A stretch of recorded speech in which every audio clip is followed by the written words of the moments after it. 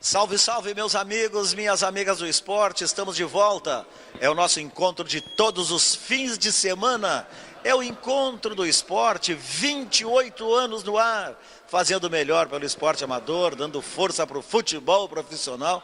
Hoje, mais uma vez, aqui na Ciclo 21, todos os dias eu dou essa moral pro professor Brandão. Que para mim isso aqui é uma academia, mas ele disse que é centro de treinamento. O Brandão é grandão, o professor, mas é um parceiro, um amigo. Eu faço questão de vir aqui, reunir vocês, dar uma força para ele. E hoje nosso entrevistado é o Christian. E nós vamos falar muito com ele, principalmente aí sobre a falta de um número 9, né, no futebol brasileiro. Na semana passada falamos com o Nildo sobre isso, que conhece, coisa e tal. Agora está o Inter aí com o Guerreiro. E esse jogou nos dois, jogou no Grêmio e jogou no Internacional, tá certo? Vamos fazer o intervalo, entra a vinheta e voltamos em seguida daqui.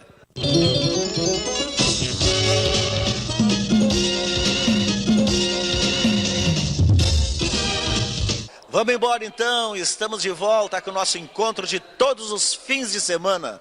É o encontro do esporte, 28 anos no ar. Vamos falar então de centroavante com quem entende de centroavante. Segundo o Nildo, que jogou no Grêmio, jogou no Cerro Porteño, e sábado passado foi a nossa entrevista, ele disse o seguinte: centroavante é profissão. E aí, Christian, muito obrigado por ter vindo aí, para bater esse papo aí, relembrar bons tempos, né? Centroavante é a profissão, não é? Acaba sendo. É uma cobrança tremenda, uma cobrança muito forte. Acho que o goleiro e o centroavante são peças, não digo que as mais importantes, porque todos acabam, dentro de um contexto, acabam sendo peças importantes dentro de um time de futebol, mas sem dúvida nenhuma, as que se destacam mais em determinados momentos, é o goleiro ou o centroavante. E dos dois, entre o goleiro e o centroavante, quem sofre mais? Hein? Olha, é duro. Às vezes tu pega um goleiro bom pela frente e ele te tira do sério, né? E às vezes você pega um ruim que está num dia bom, também te tira do sério. Porque fecha tudo, imagina, e o centroavante não adianta. A grande maioria dos centroavantes, por questão de características, a especialidade é dentro da área. E tu tem o teu adversário direto ali, que depois dos centrais, é o goleiro, é a última peça, a ser batida. Então, é um duelo à parte. Eu costumo dizer que essas duas profissões, essas duas figuras dentro de campo, tem um duelo à parte, o centroavante e o goleiro, que é uma profissão também difícil, que deveria ser mais respeitada. Agora a gente está vendo aí que no futebol mundial, a nível mundial, a gente tem o grande Alisson aí, nosso goleiro, que acabou sendo por alguns dias a maior venda da história do futebol mundial, a valorização desse profissional que é tão importante dentro de um clube, dentro de uma equipe. Antes que a gente fale um pouco de centroavante, ou bastante de centroavante, vamos continuar nessa balada de goleiro aí. Mas o Brasil hoje tem ótimos goleiros, né? Fábio do Cruzeiro, o Inter tem dois ótimos goleiros, o Grêmio tem um fora de série, que é o Groi, o reserva dele, Paulo Vitor, também é um bom goleiro, o Santos tem o Vanderlei, e eu não lembro de outra época assim que tivesse tanto goleiro bom como tem agora.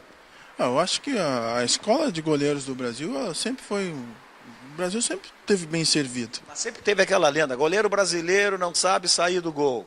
Parece que agora ou o goleiro aprendeu ou os caras deixaram de cornetear.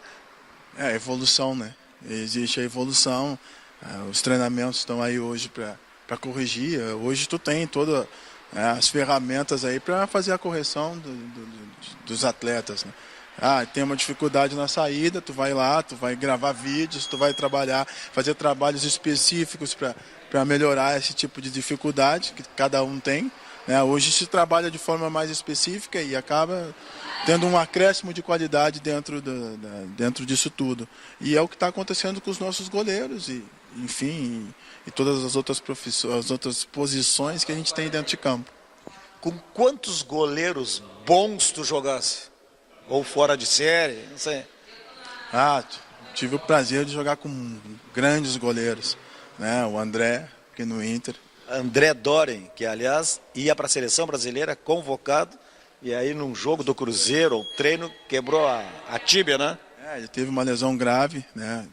Infelizmente acabou não podendo, né, ir para a seleção. Um grandíssimo goleiro. E estava convocado, né? Tava, deu azar, né? Também tive o prazer de trabalhar com o Marcão, né? No Palmeiras. Também um cara espetacular. Rogério Ceni também no São Paulo. Tu sabe que certa vez estou no centro de treinamento do Palmeiras, lá tá o Filipão lá. O Veloso, acho que era o goleiro, ou o Zete, não sei, ou os dois estavam lá, não sei. Aí o Filipão para mim, assim, tem um cara aqui, um guri, chamado Marcos, que eu estou observando. Esse guri vai jogar mais que qualquer um deles aí. E eu disse, mas vem cá, meu, tu tem o Zete, tu tem o Veloso, espera que tu vai ver. E acabou sendo campeão mundial depois com o Filipão. O Filipão não estava errado. Apesar de eu sou um fã, eu acho também o Filipão um cara fantástico, uma pessoa muito inteligente, acima da média, um cara com uma visão totalmente diferente, não só nesse nível, em outros assuntos, outros temas. Eu acho que esse cara aí é acima da média. Bom, aí tu jogasse com o André Doren, jogasse com o Marcão e com o Rogério Ceni. Como eram para os treinamentos, por exemplo, Marcos e o Rogério Ceni? Diferentes, né? Quem trabalhava mais era o André. O André trabalhava mais. Alemão. Não estou dizendo que os outros não são sérios, não, longe disso. Não é essa a intenção. É que daqui a pouco, assim, o treinamento de goleiro, ele depende mais do treinador de goleiro. E era o Marquinhos na época, né? Marquinhos, um abraço. Marquinhos foi goleiro do Novo Hamburgo. Isso, e o Marquinhos puxava bastante, a gente acompanhava, aquilo lá era uma loucura, né? E o alemão estava lá sempre firme. Por isso que teve a carreira que teve. Palmeiras, que era o treinador de goleiro do Marcos, era o seu Valdir ou não? Era o seu Valdir ainda. O seu Valdir de Moraes, que foi goleiro do Renner aqui, foi goleiro do Palmeiras, da seleção brasileira, que foi o precursor dos treinadores de goleiros. É um goleiro uma posição específica, né? E eu também defendo muito isso, não só para o goleiro, mas também para o centroavante. Depois nós vamos falar sobre o centroavante, que até a forca tiraram do centroavante, que era boa a forca, né? Depois eu vou explicar para quem não sabe o que é a forca. No Rogério Ceni, quem é que treinava ele? Porque esse era um obstinado para o treinamento. Também. O Rogério sempre foi o primeiro a chegar e o último a sair dos treinamentos, né? E não era à toa também que ele tinha esse acréscimo que era bater falta, né? Bola parada e tal. Isso era uma coisa a mais do que ele fazia, né?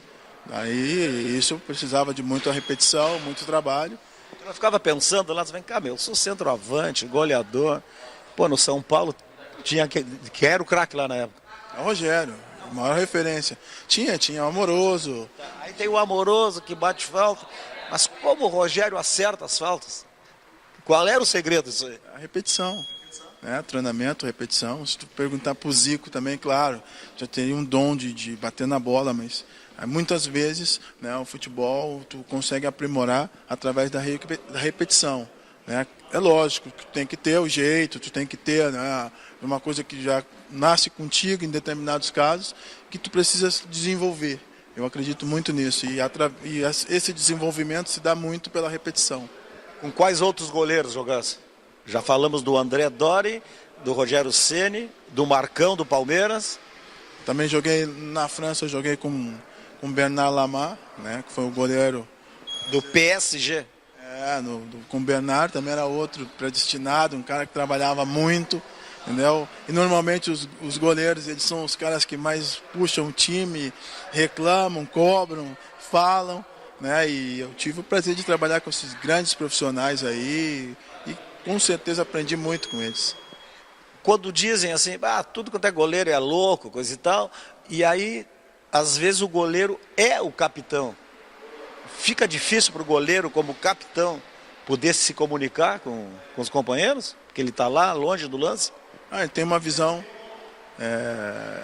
melhor dentro de campo. O goleiro é o que tem o privilégio de olhar o jogo, Claro que não são todos que têm essa capacidade, isso é uma coisa de cada um, né, que consegue fazer uma leitura de jogo, né? E o goleiro tem esse privilégio porque ele está lá atrás, ele está conseguindo ver tudo, ele está conseguindo orientar. Normalmente os goleiros têm personalidade forte, né? Também nessa lista a gente inclui Danley, né? Eu também tive o prazer de jogar com o Danley aqui no Grêmio. Esse era fera também, né? Multicampeão, né? Um cara fantástico que teve uma carreira maravilhosa. O Tafarel tu não jogou? Não, só joguei contra o Tafa quando o Tafa estava no Galatasaray e eu no Paris numa Champions League. Mas só joguei contra. E aí, como é que foi o encontro de velhos amigos da Champions? Galatasaray, Tafarel, PSG, Christian com a 9. E era 9 lá que tu usava, não? Eu era o 7. É incrível, por quê, né? Porque que essas coisas só o futebol proporciona, né? Eu era uma diferença de idade considerável em relação ao Tafarel. Eu era pequeno ainda quando o Tafarel jogava. Eu era das categorias de base, né? Quando o Tafarel apareceu aí para o mundo e tal. E para mim um dos melhores da história. E depois, anos depois, sei lá, uns 8, 9 anos depois, eu estava ali jogando contra o cara e podendo ter a oportunidade de fazer um gol. E aí quando deram aquele abraço, vocês não disseram assim, vê só, da onde nós saímos é onde nós estamos agora. É a vida, né? Isso é uma prova para todas as pessoas, né? Não só que estão ligadas ao futebol, ao esporte, de entender que é possível, né? A gente ter os sonhos, a gente ir atrás desses sonhos, né? Correr atrás e conseguir. Tu lembra de um fato meu, né? Lá em Canoas, antes de acontecer isso tudo? Pô, eu tinha até esquecido isso, cara. Estava desempregado, o Inter não queria, tinha andado por aí, não tinha. Aí, jogo de várzea, cara, e eu tava lá. Bota no pênalti pro Christian bater e o Christian errou o pênalti. Na várzea, né? Não demorou muito, o Christian deu a volta por cima, cara, e entrou nesse tal de vestibular que o Ibis Pinheiro inventou no Inter, aí, que era Christian Alberto, que era o centroavante de perna esquerda, e o Rob Gol, é isso? E tinha o Washington, né? Então, o Washington ainda. Pra te ver como funcionam as coisas. A vida é assim, a gente tem altos, tem baixos, né? Eu já tinha esquecido desse, mas eu estava lá. Eu não esqueço disso, né? Faz parte da história. Tudo aquilo teve que acontecer para eu buscar os meus objetivos e passar por aquilo para aprender, né? E assim é a vida, assim é a vida. Nós vamos fazer o primeiro intervalo, vai rodar a vinheta, o break, os comerciais, e nós voltamos para falar um pouco dessa tua passagem pela várzea. Como é que tu conseguisse dar essa volta por cima quando interrompeu e depois voltou para ser o grande Jesus Christian, que o Pedro Ernesto foi que inventou isso, né? Né? Alô, Pedro, grande abraço, grande narrador. Já voltamos.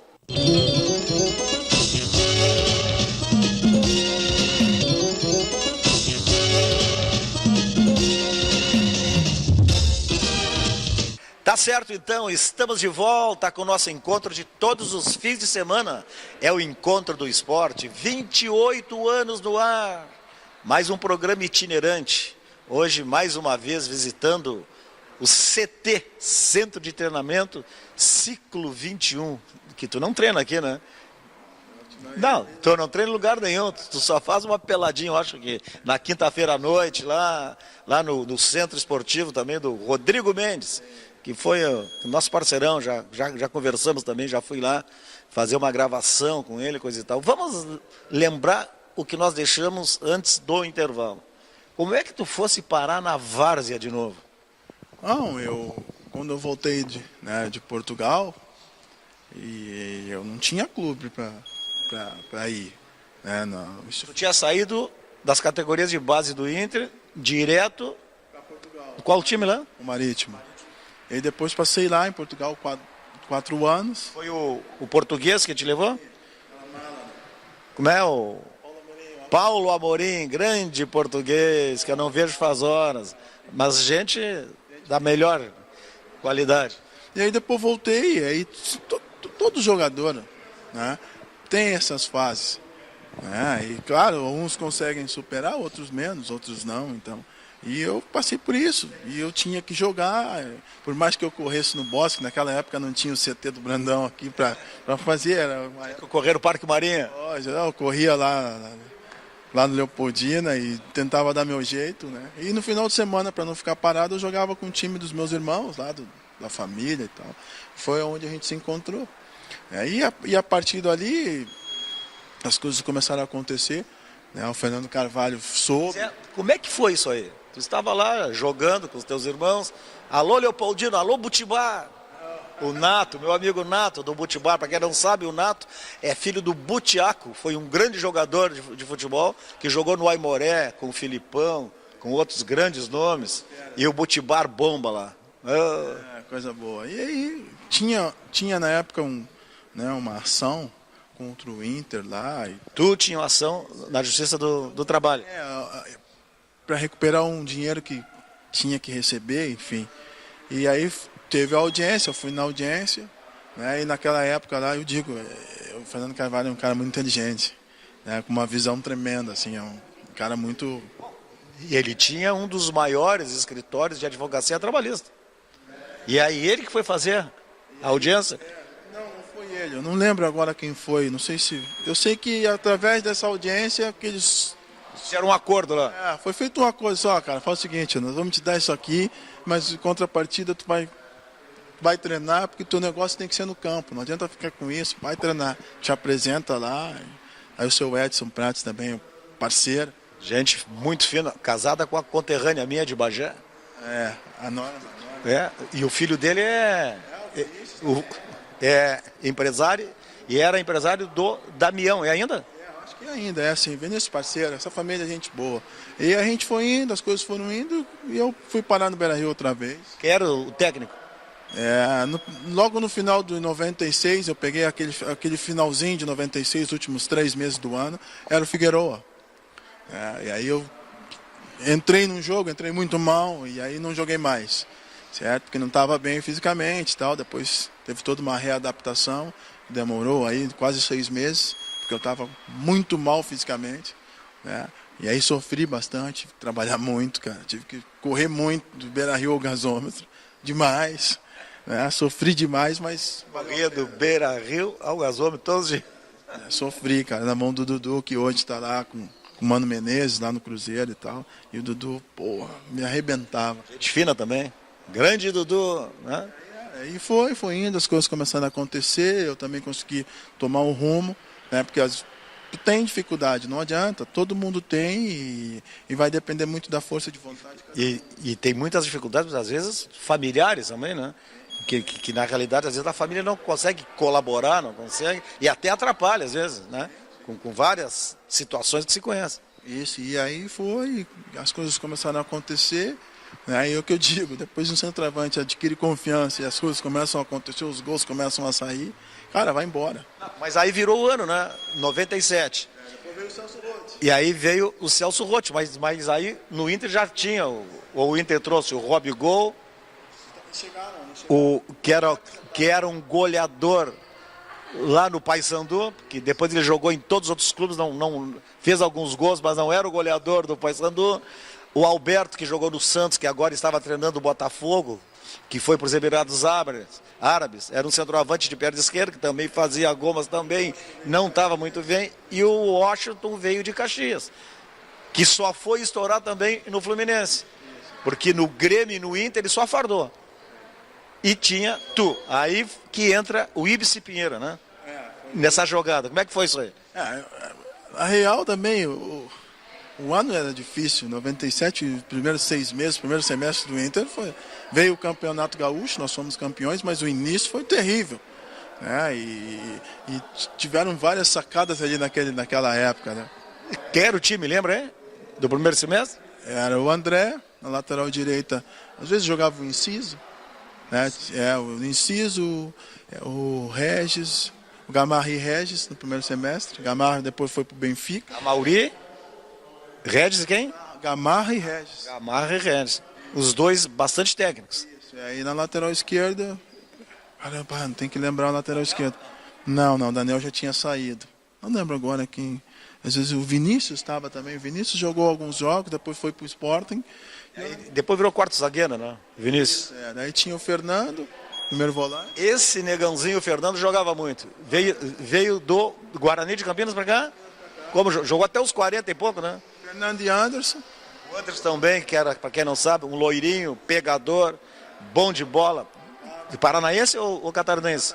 Catarinense, né? Aí depois na meia tinha o Sandoval, né? Jogava muito o Sandoval. E o meu conterrâneo, o Luiz Fernando Rosa Flores, tu jogou com ele? Não. Eu sou um pouco mais novo, mas jogava muito, vi jogar aí. Que hoje ele era, pelo menos, o auxiliar técnico do Enderson Moreira. Isso, jogava muito. E aí tinha o Arilson no meio campo, o Arilson tinha voltado do Bayer Leverkusen. E eu e o Fabiano. É uma história do Arilson fantástico. Alô, João Garcia! O Gordo Garcia na Band entrevistando o Arilson, e o Arilson na Alemanha. E aí, daqui a pouco surgiu que ele voltaria. Aí, numa entrevista, o Arilson, não, mas eu quero voltar. E o Gordo Garcia, mas não volta, tu tá aí, no primeiro mundo, coisa e tal. Não, mas vamos fazer o seguinte, eu volto para aprender o alemão, depois eu retorno. Aí o João Garcia, ô Arilson, tu tá no lugar certo para aprender o alemão, tu tá aí na Alemanha. Olha só, uma pessoa fantástica, cara. A gente teve uma turma muito boa. O time era unido, e o Celso Rotti. Era eu e o Fabiano. Fiz um programa com ele aqui, maravilhoso, contou coisas boas também, as dificuldades dele, criado pelos avós, gente finíssima. De primeira linha, um cara fantástico. E ali a gente criou aquela equipe, aquele grupo, né, com o Celso no comando, Celso Rotti, e a gente foi... Esse vestibular que tu fosses aprovado foi no segundo semestre? Foi no segundo semestre, né, veio o gauchão, logo em seguida eu joguei no primeiro semestre muito pouco, né, eu mais treinava do que jogava, e aí depois, quando a gente ganhou o título, logo em seguida, né, nas finais do campeonato teve o vestibular do Campeonato Gaúcho, e eu comecei a jogar e peguei a posição. E aí foi o seguinte, para entender bem, aí como eram 4 centroavantes, todos, né, nos seus clubes tinham jogado uma enormidade. E nenhum acertava. Foi aí que o Ibsen Pinheiro, que era dirigente da época, disse, não, vamos fazer um tal de vestibular. Quem passar no vestibular, ganha a camisa 9. E aí eu lembro como fosse hoje, o primeiro jogo do Campeonato Brasileiro, eu acho, contra o Corinthians, né? Aí conta o resto aí, porque aí tu estraçalhasse, negão. Foi uma loucura, né? Claro que se eu falar hoje para vocês que eu estava preparado para aquilo, é mentira, total. Claro, eu estava trabalhando muito para fazer com que as coisas acontecessem. O que levou o Celso Rotti te escolher para iniciar aquele jogo e não escolher ou o Alberto, ou o Rob Gol, ou o Washington? Não, claro, eu tive que jogar, né? Se não tivesse jogado, sem dúvida nenhuma, as coisas não teriam acontecido da forma que foi. Mas eu sempre fui um cara dentro de vestiário muito legal. Eu sempre me dei bem com todo mundo, sempre fui bom de vestiário, eu acho. Aquele cafofinho ali é difícil, né? Ali é que se resolvem as coisas. Às vezes até no tapa. Às vezes até no tapa, no grito, na conversinha, na sala do técnico. Ali se resolvem as coisas e existem várias lideranças dentro de um vestiário, né? E eu era um cara que... Eu era mais jovem, eu me dava bem com o André, porque a gente se criou juntos. O André era um dos líderes. Eu me dava muito bem com o Fernando, né? Me dava muito bem com o Gamarra, eu era amigo de todo mundo. E eu já vinha treinando bem. Eu já vinha fazendo os treinamentos e tal. Quando eu entrava nos treinamentos, que às vezes nem participava, né, dos coletivos, muito pouco. Mas eu já vinha melhorando fisicamente, vinha, né, mostrando uma evolução. Que eu também tinha combinado com eles que eu ia ter que dar uma segurada para poder ficar bem fisicamente. Só, o Fernando falou, cara, tecnicamente tu é o melhor dos 4. Para de sair à noite, pelo amor de Deus. Segura, treina, 3 meses, cara. E tu vai chegar, tu vai ver. O Fernando, tive essa conversa com o Fernando, o Gamarra também, eles me cobraram isso, o André, meu irmão. Aí, segura e, se concentra aqui que vai dar. Aí, sim, foi uma mudança do dia para a noite. E aí eles devem ter, talvez, conversado com o Celso. Olha aqui, nós levamos o Fê, porque no vestiário Sempre surge isso, né? Os outros são bons, mas, olha, nós confiamos nele, aposta nele que nós garantimos. Eu também estava mostrando uma evolução, mas provavelmente houve isso, provavelmente. Porque no dia que eu entrei, né, no dia que eu entrei que eu fui para o jogo em Veranópolis, o primeiro jogo da semifinal, né, que a gente acabou perdendo o jogo lá, 2-1. Depois veio decidir no Beira-Rio a classificação para a final na outra semana. Eu estava treinando atrás do gol. Eu não estava nem nos 22. Não ia nem para o jogo. E aí, daqui a pouquinho, o Washington, que estava, machucou, sentiu uma lesão. E aí parou o treino, reuniu lá os 10 jogadores no meio campo. E aí, daqui a pouquinho, eu estou atrás do gol treinando com o Beto Ferreira. Eu escuto Beto Ferreira, preparador físico. Alô, professor, Beto Ferreira. Aí estava lá treinando, aí daqui a pouquinho eu ouço um grito: Cristo, vem cá. Aí eu olhei. Eu pulei, né? Estava atrás do gol do campo. Era o Celso Rotti. O Celso Rotti tinha me chamado.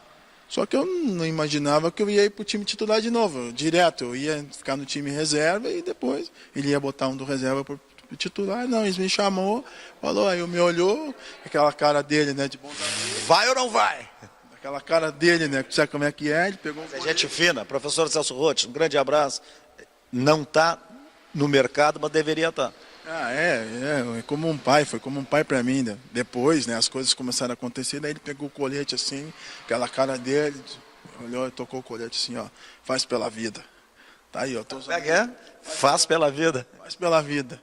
E aí as coisas começaram a acontecer, eu fiz um bom jogo lá contra o Veranópolis, né, não consegui fazer gol, mas participei bem do jogo e tal. E aí as coisas foram indo, ele confiou em mim também, me deu moral.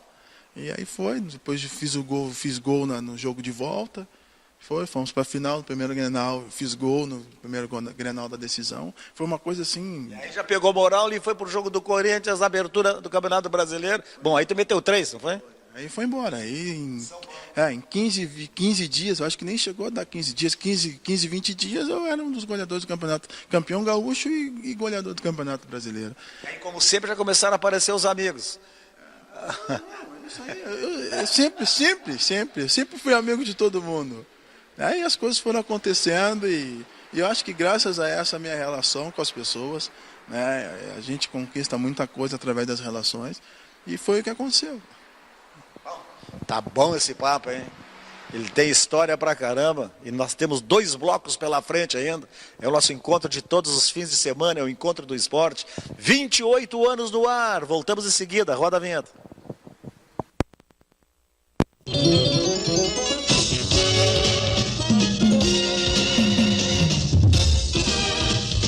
Tá certo, estamos de volta, tá bom o papo com o Christian, grande goleador do Inter, do Grêmio, bom, tem histórias aí.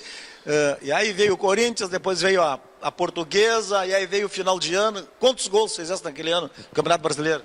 Só no Brasileiro, 23. 23 gols, 23 gols. E não fosse o goleador com 23? Foi o Edmundo com 30. Bola de prata, e fiquei vice-artilheiro. Mas aí tu ficou por cima, ficou bem, coisa e tal, aí já era uma afirmação. Eu tive que fazer 23 gols para ser uma afirmação, né? E aí o Inter, frente a essa tua situação, mandou embora quem? Dos outros 3 centroavantes? O Washington foi? Eu acho que saiu todo mundo depois. Eu não lembro agora, em 98, depois já virou o ano e as coisas mudaram, né? Mas aí ali eu comecei a me afirmar, e seleção brasileira, e comecei a jogar, e aí comecei a me tornar uma peça importante dentro do grupo. Tu estavas falando antes, tu jogasse no Inter, no Grêmio, no São Paulo, no Palmeiras, no PSG, no Marítimo, em Portugal, onde mais? Bordeaux, Galatasaray, da Turquia. Joguei no Japão também, eu andei por tudo. Tu rodou, hein? Tive sorte. Quantas carteiras do trabalho tem? Tem só 2. Lá não tem isso. O passaporte? Uns 3, 4. E o que acontece assim? Eu passei a maior parte do tempo lá fora. Né? Se eu juntar todos os anos de carreira, eu acho que eu passei mais lá fora do que aqui. E como é que era assim a tua convivência fora do país? Porque tem jogador, como eu contei antes, do Arilson, aí o Viola, um grande centroavante que também foi jogar na Espanha, veio embora porque a comida era ruim, que ele só comia bolacha. Quem falou isso foi ele, não estou inventando aqui. Como é que tu conseguiu te adaptar lá fora? Ah, Bosco, eu já tinha tido a experiência em Portugal lá, quando menino, né, e aquilo ali foi uma escola muito boa para mim. Né, porque depois, quando eu cheguei na França, em 99, né, claro que leva um tempo, porque tu não domina a língua, não conhecia, eu saí daqui e nunca tinha tido a... Saber comment allez-vous? É isso, eu sabia. Eu só sabia dar bonjour e deu. Entendeu? Então o que acontece? Eu fui buscar. Né? No final de 6 meses eu já entrei na escola, né? Que o Paris lá no CT. Tinha brasileiro lá, não? Foi eu e o César que estava na Portuguesa. Quarto zagueiro. Isso, e aí a gente foi para a escola. Então, pô, a gente precisa se integrar, a gente precisa dominar a língua, ou eu conseguir se comunicar com os companheiros, para poder entrar dentro do grupo, para poder, né, ter sucesso aqui dentro. Porque se tu chega num país, né, de uma cultura diferente, uma língua diferente, né, e tu não consegue dominar aquilo, a língua, tu não consegue se inserir dentro do contexto, tu não vai vencer. E outra coisa, depender de tradutor... Não tem como. Não tem como. Embora o Dunga tenha uma frase que eu gosto muito, que o Dunga diz, uma vez ele me disse, ô Bosco, a linguagem do futebol é a bola. Sim. Faz o gesto ali, bota aqui, porque aí ele estava contando a história dele no Japão. Sim. Que aí tinha a barreira contra, né, era falta contra o time dele, tinha a barreira, aí ele queria avançar, malandragem, e os japoneses do time dele, não pode, aqui, e o Dunga, não, vamos, não pode, aqui. São duas culturas diferentes, né? O futebol é assim, eu acho que tá inserido dentro do contexto esse tipo de malandragem, é normal isso, né? Mas... Se tivesse dificuldade lá? Eu tive que estudar 6 meses. A única dificuldade é chegar e sentar na frente da professora nos primeiros dias, primeiras semanas, e ela falando em francês, eu não entendia nada. Mas eu ia, né? Tava frio, mas eu ia igual, eu anotava tudo, depois tentava saber no dicionário o que era aquilo. É que como todo time de futebol, todo boleiro, em qualquer parte do mundo, tem muita gíria, né?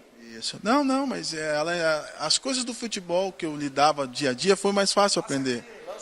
Sim, foi fácil aprender porque eu ouvia todo dia aquilo e ela, né, bateu naquela tecla e eu anotava e tal. E uma coisa engraçada assim, né? Depois que eu aprendi a falar e me inseri, e no primeiro ano de Paris eu fiz 23 gols. Ficasse quanto tempo lá? Fiquei no Paris 2 anos e 2 anos no Bordeaux, no Bordeaux no caso.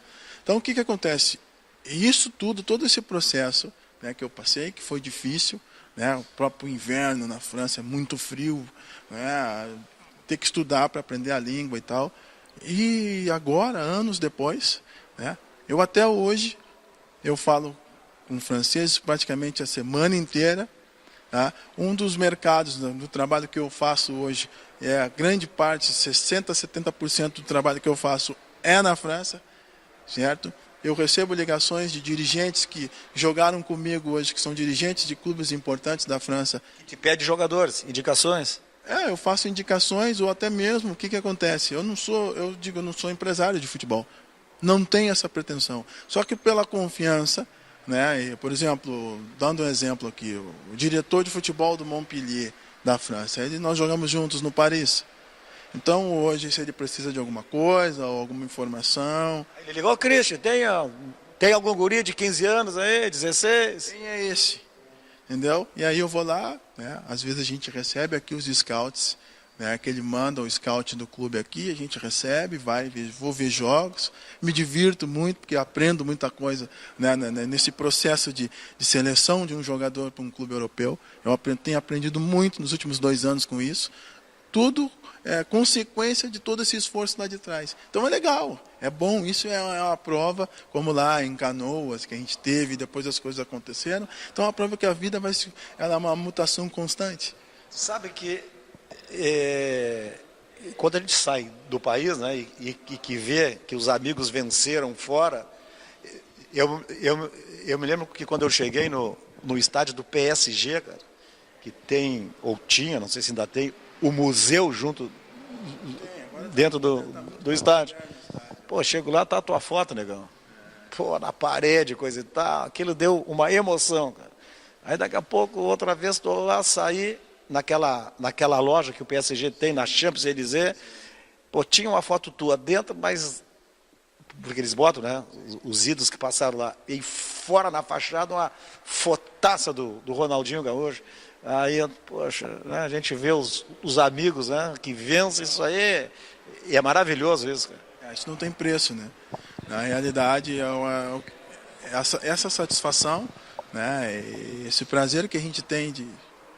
Tu sabe muito bem como é que funciona isso, né? Pô, foi duro. Para sair lá de Canoas, para chegar nisso aí, meu amigo, teve um longo caminho, um percurso, né? E como eu falo, após isso também, porque tu para de jogar e não ganha mais os 200 mil, tem que juntar, aí tem imóvel, tem muito jogador que não consegue, né, se capitalizar porque fez algumas coisas, aí tem que vender o imóvel. Coisa. Não, é tudo difícil, né? E tu tem que se adaptar a uma nova realidade, né? E aí tu vai buscar o que, né? O conhecimento, as coisas que tu plantou lá atrás, né? Que acabam que naquele momento, eu não vou mentir, quando eu fui para estudar, eu digo, o que eu estou fazendo aqui, cara, né? Eu naquela época eu digo, pô, mas aqui tu tinha o 2º grau. Eu tinha o 2º grau, depois quando eu voltei para o Grêmio, eu terminei. Aí fiz o vestibular, né? Eu fui estudar ainda, eu jogava no Grêmio em 2003 e estudava à noite. Fiz a escola do curso? Eu fiz no supletivo no Monteiro, né? Porque tinha um convênio com o Grêmio, e eu saía do treino, do Olímpico, eu era um cara famoso em Porto Alegre, e ia estudar, cara. Então isso tem depois tu olha para trás e vê todo esse percurso caminhado, e as coisas começam a acontecer, tu vai dizer, pô, valeu cada segundo, cada ação que foi feita para isso, valeu, porque hoje, pô, se não fosse isso, como é que ia ser? Mas aí tu já famoso, tu chegava na aula, todo mundo fazia para ti o trabalho, ou tu participava para fazer o trabalho? Não, participava, lógico também que, né, eu ficava fora, tinha jogos e tal. É uma história muito boa, e eu era repórter ainda, e o Baidec, titular do Grêmio, já famoso, acho que até campeão do mundo já. E ele estudava no IPA, acho que no IPA, Educação Física. E tu lembra que eu gostava de fazer aquelas matérias diferenciadas, mostrando o outro lado, porque ninguém aguenta mais o joelho do jogador, o dedo do jogador, a contusão do jogador. Então eu sempre mostrava o outro lado, que é o que nós estamos conversando aqui. Aí eu combinei com o Baidec, com o diretor da universidade, fui no IPA lá fazer uma matéria com o Baidec. Aí o pessoal lá fora depois, Bosco, o Baidec só veio na aula hoje porque tu ia gravar a entrevista. Aí, Baidecão! Mas se aprende muito, né? Com todo mundo, com os ídolos e com os amigos de infância. Sim, sempre, sempre. Cara, a vida é isso é um processo, né, evolutivo que tu vai indo, tu vai crescendo e faz parte disso tudo. Legal. Tá bom. Vamos para o último bloco agora, né, para nós encerrar definitivamente. É uma pena, porque nós ficaríamos aqui 2, 3 horas, que eu nem entrei ainda em histórias engraçadas, convividas, né, vividas dentro do vestiário, em viagem, nem entrei ainda em preleção, que tem... Bom, eu quando estudava jornalismo em Pelotas ainda, eu fazia o setor do Brasil de Pelotas. Mas um dia demitiram o Ernesto Guedes, de treinador do Farroupilha. E tá aí o Guedes que pode contar. E aí demitiram o Guedes, e aí o cara da rádio, vai lá que demitiram o Ernesto. Fui lá, coisa e tal. Aí para o jogo do fim de semana, assumiu o vice-presidente de futebol, um tal de Gilberto, que eu não me lembro do sobrenome. E o Guedes confirma isso aí. Inclusive está em um dos meus livros, Pisando na Bola. Aí chegou no domingo, estão todos os jogadores do vestiário sentados, palestra, chega esse doutor lá, doutor Gilberto, tinha levado a preleção datilografada, que não tinha deu escrito para cada um deles lá, e aí o pessoal lendo. Tá. Vamos fazer o último intervalo aí, o break, roda, e nós voltamos em seguida, tá bom?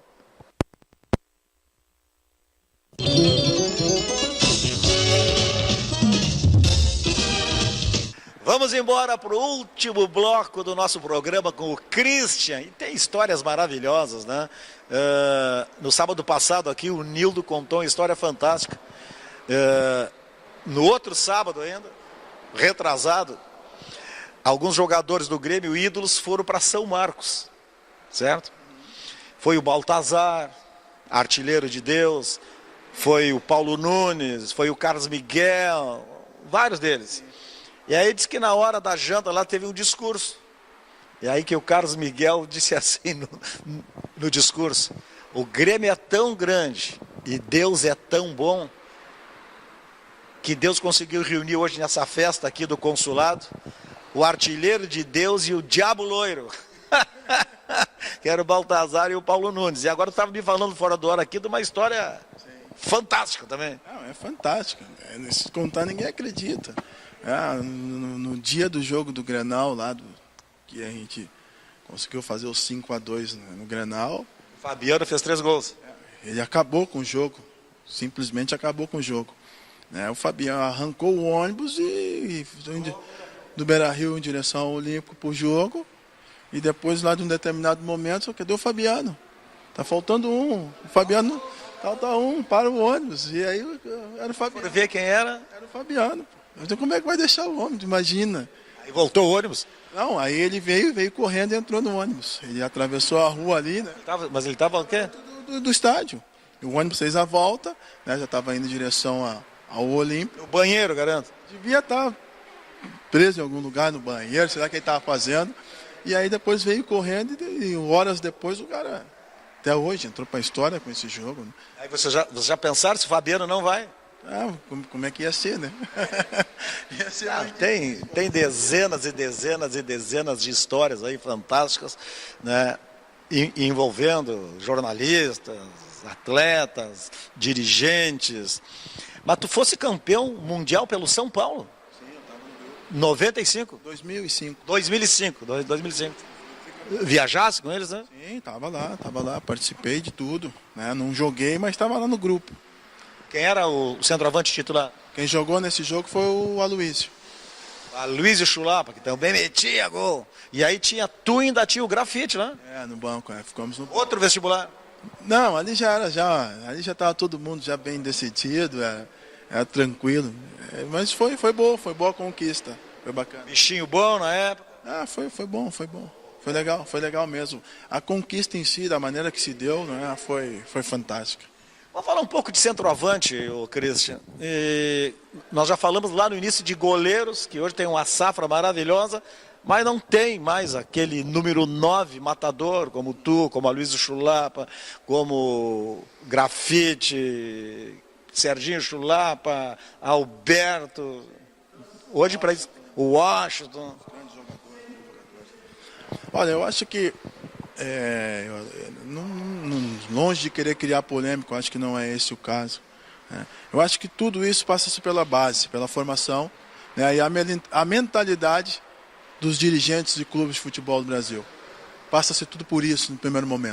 Porque, na realidade, assim, antes que tu, né, te posicione, antes tinha os pontas, né? O esquerda voltava um pouquinho, fechava, fazia o tal rabo de vaca, aquele e tal. Bom, aí inventaram que não precisava mais os pontas. E agora estão numa aí que não precisa mais centroavante fixo, qualquer um pode jogar. Só porque o Filipão botou o Paulo Nunes uma vez e deu certo, em 96, aí pegou aquilo, né, mas não precisa mais o 9. Não, precisa, porque a bola bate no cara e entra. Perde a referência e, né, eu não sou um crítico, eu acho que assim, ó, tu olhar, tem muitos dirigentes hoje, né, vários, que às vezes os caras estão ali, não é crítica, é uma constatação diferente. Eles não entendem daquilo, entendeu? E aí tu vai lá e tu pega o Guardiola como uma referência, o Barcelona do Guardiola. Pô, mas o Barcelona do Guardiola tinha o Messi. Tem 11 craques, né? São os melhores jogadores do mundo ali que foram escolhidos a dedo para fazer aquilo. E tu não pode trazer essa realidade para o futebol brasileiro. A nível de treinamento, tu tem que ter uma adaptação. Eu acho que a pessoa que está conseguindo fazer isso de uma forma bem inteligente é o Tite. Certo? Que é um cara que ele vai lá, ele pega as tendências, ele olha, mas traz para o mundo dele e adapta ao futebol brasileiro. Tem que ser assim, entende? Aí tu pega, atacante de velocidade, né? Aí se criou isso. Se tu tem bons jogadores, é a mesma coisa que tu pegar o Zagallo em 70 e dizer, ó, porra, eu tenho Rivelino, eu tenho Tostão, eu tenho Pelé, tem que jogar, tem o Jairzinho, tem que jogar todo mundo. Aí eu tô de acordo com isso. Mas agora, se tu tem um time que é limitado, teu orçamento é ruim, entendeu? Tu não tem as peças, tu tem que criar soluções. Nós temos um exemplo clássico aqui, o Pótica, goleador da Ponte Preta, do Campeonato Paulista, brasileiro, revelação, né? Aí veio para o Inter. Jogou em todas as posições, menos de 9. O que acontecia lá em São Paulo? Joga a bola nele. Agora começaram a jogar a bola nele e começou a fazer gol. Sim. E o estilo de jogo do Inter hoje é para isso. Entendeu? Tu tem que ter a leitura, tem que ter a capacidade de entender isso.